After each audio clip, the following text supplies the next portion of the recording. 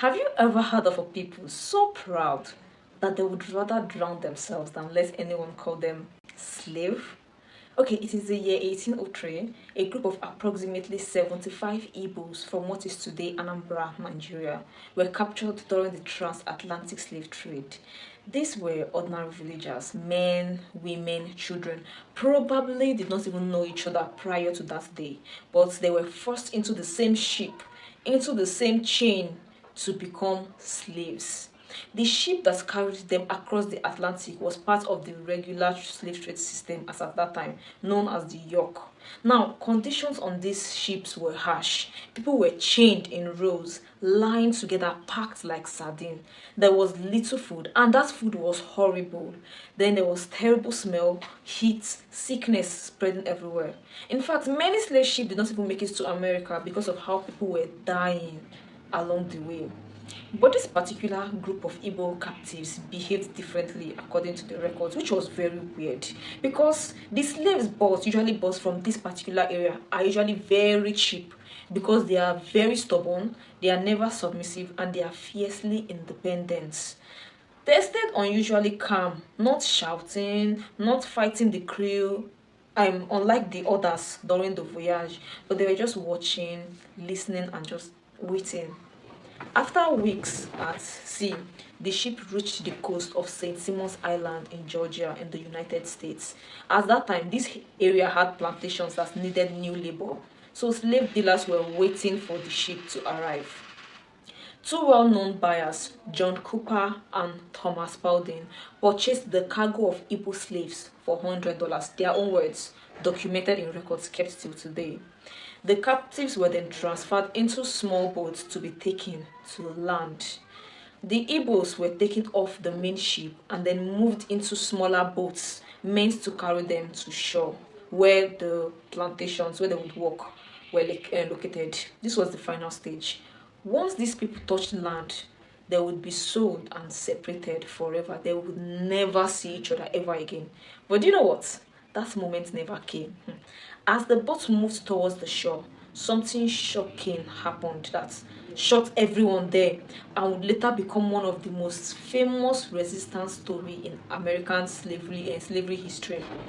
The Igbo captives suddenly rose up against the crew. Their rebellion was very quick and coordinated. They fought using whatever they could.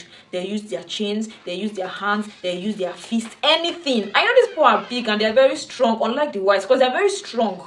Some accounts say they overwhelmed the boat handlers and took control of the vessel, while other accounts say their resistance caused the boat to capsize during the struggle. I mean, it is different versions. I mean, this is something that humans witness. This is different versions because different people witnessed and documented different parts of the event. But all versions agreed on one thing. A mass revolt happened and majority of the Igbo captives ended up in the water. Now, according to some of the earliest American records, after taking control, the Igbos walked together into the tidal marsh. A tidal marsh is a shallow water where river meets the sea. You know, the river is like smaller than the sea. So they walked into the water until they walked until the water covered them and then calmly singing, Omambala brought us here. Omambala will take us back. Now, Omambala is the river in Anambra. Now imagine, these people refused the name slave and would rather die than to be in bondage. Now you see, one thing about the Igbo, one thing I noticed about the Igbo is they believe everybody comes to this world with their own chi, their own personal destiny. So to them, to live as a slave, like to serve another man, to become another man's property, this was seen as a rejection of the destiny God gave you. So dying was better than losing yourself. Because these people looked at their captors in the eyes and said, if you want a slave, look somewhere else. This spirit doesn't even start as that day. Because long before America, Wahala, when Europeans came to West Africa, they wrote the same thing. The Igbo do not submit easily. Just like this. The place where this happened is now known as the Igbo Landing It is located on St. Simon Island and is recognized today as one of the most dramatic and earliest example of collective resistance to slavery in the United States. And there are also written documents to confirm these events. Early newspapers in Georgia reported a loss of a cargo of Igbo slaves. Then plantation letters mentioned that the Igbo refused to land. Shipping logs recorded the incident as a fatal revolt, but at least we all know that this happened. Now, the Gullah people, a community of African-descended people living in the coastal area of Georgia and South Carolina, kept the story alive through their own oral tradition.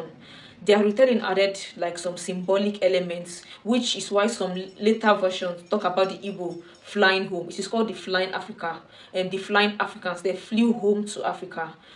So these people say the Igbos, when the Igbos came to America, they did not like how they were treated and they did not like America. So they flew back to Africa. They flew back home. Now this also challenges some stereotypes that Africans were too scared to resist.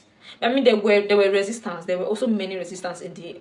But what makes this story so important is not just the tragedy, but the fact that it shows how organized enslaved people could even be. Like, these people were wicked and chained. They were hungry from the journey, but it, like, look at the way they still stood up and fought against being slaves. So today, Igbo Landing is treated as a historical landmark in the United States. Also, it's used as an African American studies. Like, if you're studying African America, it's used as a study, Igbo history discussions, and also research on resistance during the slave trade period. If you want to research on the event also referenced. It's also referenced in literature, music, and then films. The story of Igbo Landing is not just a history. It is a reminder, a warning, a declaration that you can take a body, but you can never conquer a spirit that chooses freedom. So, shout out to the Igbos. You are who you think you are.